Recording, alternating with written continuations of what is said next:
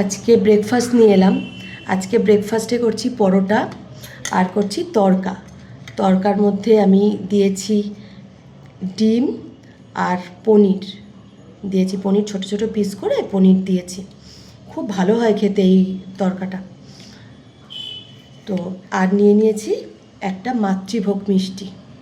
এই মিষ্টিটা মানে শিয়ালদায় পাওয়া যায়, মানে আমরা দমদমে থাকি, দমদমের কোথাও এই মিষ্টিটা পাওয়া যায় না, আর কোথাওই পাওয়া যায় না। এটা শিয়ালদারই বিখ্যাত মিষ্টি।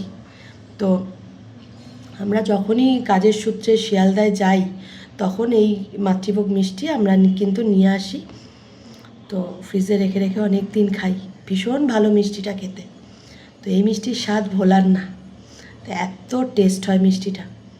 তো চলুন ব্রেকফাস্টটা করে নিই। তো আপনাদের নিশ্চয়ই ব্রেকফাস্ট হয়ে গেছে, আপনারা কে কী দিয়ে ব্রেকফাস্ট করলেন আমাকে কমেন্ট করে জানাবেন। তো আবার চলুন, আবার রান্না আছে, মাছ রান্না করতে হবে, মাছটা রান্না করা হয়নি।